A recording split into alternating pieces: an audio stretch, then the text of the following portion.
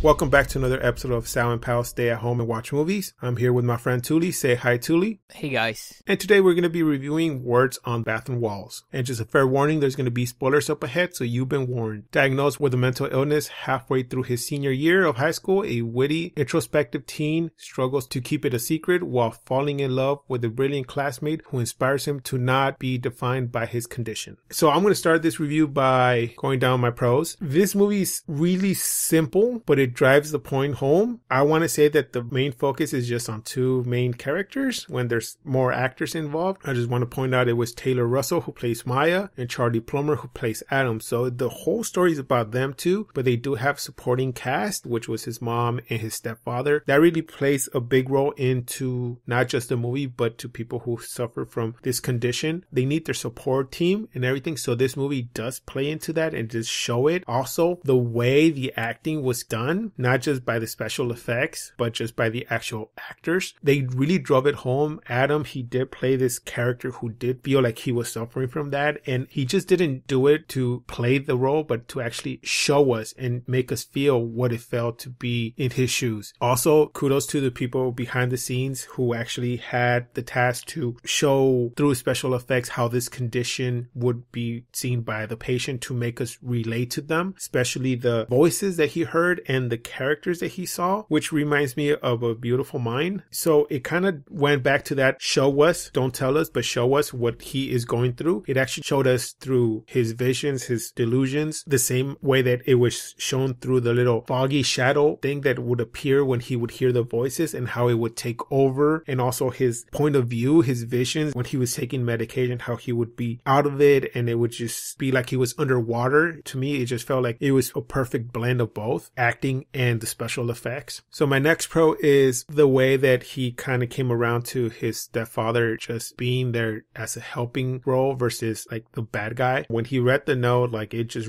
felt really touching, and it's like knowing people who suffer through mental illness or have depression in their life that they can't control, they see things differently than we see it. We know we're there for them, but when we're talking to them, for them it just goes over their head and they're like, yeah, you're just saying the same thing over and over. Like, I've been there, I've been here, I know what you're trying to say, even for his therapist. So things like that, it was really played well in the movie. Like, he's like, I know the role, I know what I'm supposed to do. So he's like, let's just get this over with. You're going to give me another medication, you're going to switch it up, and I'm going to come back and tell you what happened. It didn't work. For me, that like really played the movie to its strength, showing us that the character was really suffering, but at the same time, he would have to play it to have his mother feel like she was doing something. And for him, it was like mostly to please his mother than to help him get away from the mental illness. He already knew that the illness was going to be there forever. He knew there's no medicine for it. So he's like, but my mom doesn't want to give up. Now, moving on to the length of the movie. The length of the movie was close to 2 hours. And I think I would have liked if it was a little shorter. It would have been a bigger impact on me. But the length that it was okay. I don't have a lot of beef with it. So the length of the movie was okay, but I think it would have benefited if it was a little shorter. Now, that leads me into my cons. My cons for the movie was that I know that it's supposed to be about mental illness, and then at the end it kind of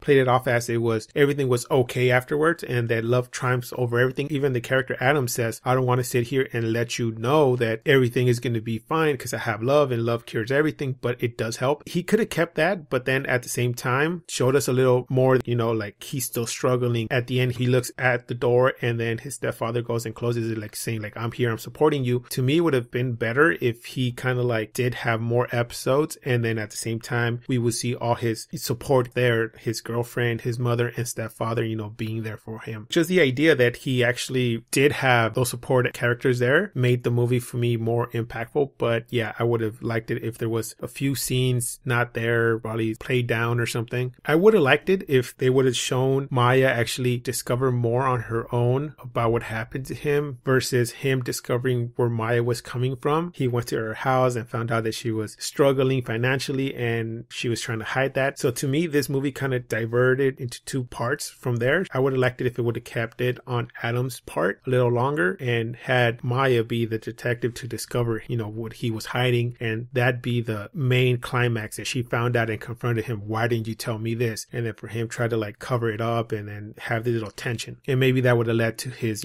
big episode where he kind of just wanted to like just take the pills and have everything just stop. So with that, I'm going to pass it on to my friend friend Touly and see how he saw this movie and what grade he gave the movie. All right, so I went into this film not knowing what it was about, which actually was a good thing because it threw me off, but in a good way at the beginning, where we saw what happened in the chemistry scene, where we saw the first sign, at least, for Adam's character, his schizophrenic episode. For me, like I said, not knowing what the movie was about, I thought to myself, oh, am I watching a horror film or something? Or am I watching some sort of like superhero film or like a glass film where maybe Adam has abilities to see stuff and, he's going to like interdimension because there was that voice that was coming from the closet and then all these other characters popped out, particularly the guy with the bat. I thought maybe they know who Adam is and maybe he has special abilities and they're there to like, to do the whole X-Men thing where they take him and introduce him to the squad and what their purpose is. But I was completely wrong. And like I said, it wasn't a bad thing, but it definitely drove down the point about schizophrenia and how well, too, the movie did in capturing what these individuals go through and the way the movie presented it. I mean, like how Adam was hearing voices and how he saw these characters around him that were telling him to do stuff, and then just his whole world being shifted at times because these voices were being so convincing to him. The scene where they first visited the new school that he was attending and they were talking to I believe Sister Catherine, and the office just started to lit on fire. I was like, man, that is tripping me out just seeing that. That was definitely one aspect that I really appreciate about the film. I don't want to speak less of it. The movie did a great job at bringing this illness to the forefront and using it as a driving force to tell its story around. But like usual, I don't want to have these components really affect my rating of the film. I always want to acknowledge that these things are good, and talking about them is always a good thing. So that's something that I'm always gonna applaud. But in terms of just the movie and execution, characters development, how the story unfolds, I kind of looked at this film in a way to one of the films that I gave a lot of praise to that I have reviewed with Sal on his podcast, and it was the movie Searching, where it was a movie that revolved a lot around family and trust and being able to communicate with your family members so that if anything ever happens or is about to happen in terms of any problems you may occur or might occur, that you can stand up and help one another instead of keeping one another in the dark. I think this film sort of like followed that same theme where even though the mom was trying to do what she could to help Adam, as Adam pointed out like towards the latter half of the film, that they weren't a team. Doing it from the perspective of being a mother as she should be doing, which again I applaud, but then she's not in Adam's head, and she came out and said that too. So in a way, I think they did a pretty good job at capturing the type of struggle that the mother was going through, but at the same time what she was doing was kind of blind in a sense, because it really felt that Adam was trapped in that if he took his medicine in that one particular scene, if he took his medicine, he couldn't pursue what he wanted out of life, which was to go to culinary school and cook for a living. And then, of course, suffering from the side effects of taking those pills versus not taking the pills and then getting talked down by his mother, by his stepfather, by Sister Catherine, because that was the terms they agreed to in order for him to attend that school. It really put Adam in this dilemma where whatever he did, he felt like he was trapped. And again, it was just one of those things that I felt the movie did a great job at capturing. Yeah, being trapped like that was a great way to sort of showcase Adam's struggle. One of my favorite scenes from this film was when Adam was talking to Maya about why he enjoyed cooking. In a way, I truly believe this is true to like a lot of people, and for whatever it is that they find to be comforting to them. In this case, for Adam, it's cooking. And how he said that when he cooks, he feels at peace, he feels that he's himself, he feels that he has control. And other than that scene, I wouldn't say being ruined, but I understand that they wanted to develop the characters and the story, how Adam came across his old schoolmates, and that led to that little brawl between Maya and the bully. Other than that, like that scene was really, really, in my eyes, really touching. Again, so many messages that can be taken from this film. Yeah, just for Adams to just share something like that with somebody who he trusted was good, because that was the thing that maybe for a con for me about this film that might have been holding it. The movie was trying to make it seem like there were oppositions. There were plenty of things to exemplify that, such as the mother was getting the transcripts of the conversation that Adam was having with his therapist, to the arguments that Adam was hearing between his mother and his stepfather, to them showing Adam seeing the stepfather typing something on his laptop. The movie was really trying to get you to buy into this idea that the parents were, yes, supportive of Adam, but at the same time, they weren't on the same team. Because of that, Adam felt very alone. And if it weren't for Maya, then who knows what would have happened to Adam. But at the same time, it's also understandable they let this thing happen too early in this film, that maybe they lose that card that they could have played at the end of the film. Or I could have also seen it in the way where if they had played that card and it still didn't work, then it could have taken the movie in a different direction and perhaps would have made it more impactful. Because when the mother handed Adam that copy of the email at the end of the film, for me, I felt like it was a cheap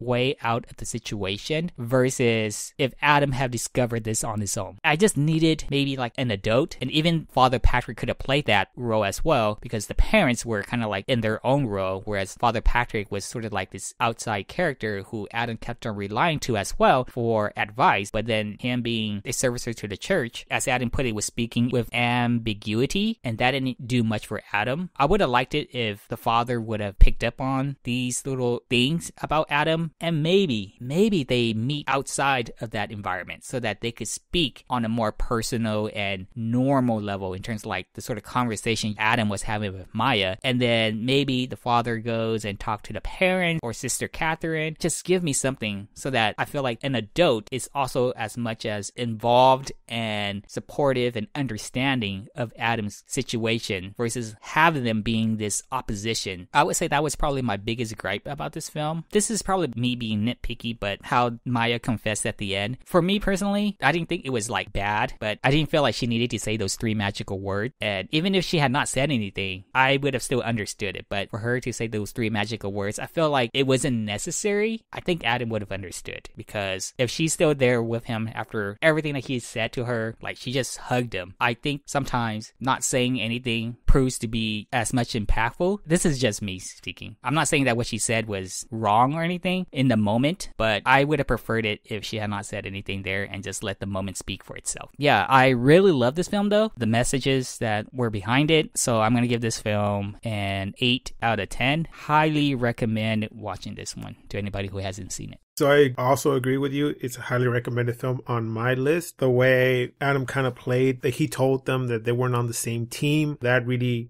gives us a glimpse into what people feel, that they're by themselves on this journey to find a cure, but they don't have a support team. It just basically drives it home. If you're on the other side trying to help these people, you have to make it known that you're not just in it for one thing, you're there for them to give them support. They are suffering with this condition 24/7. So just let them know that you're there together, you know? And I feel that this movie did a good job, like Touly said. It gave us that message, but there's other scenes that kind of didn't fit in, or little lines that weren't supposed to be there. But I really enjoyed the time when Adam was saying that people like him who suffer from that condition, they go through life by just getting passed from one doctor to another, getting one pill, getting another pill, and then to the point when they're left to go on the streets and just die alone, talking to nobody, to voices or images. That line really made a big impact for me. We just see these people in society, you know, like society just casts them and says, oh, well, we're done with you. We did all we could. You know, you go off on your own. It kind of makes you think, is that the right way to do it? Or could we do even more? Back to the same point. Could we be a team with them and show them that we are there for them too? So my grade is going to be the same as Touly, 8 out of 10. Highly recommended film. Must see for people who know people who are suffering from conditions like this, or who just want to see something that really makes a big impact. So I guess that does it for this review of Words on Bathroom Walls. Please join us next time where we're going to review Monster Hunter. It has to be a dinosaur, right?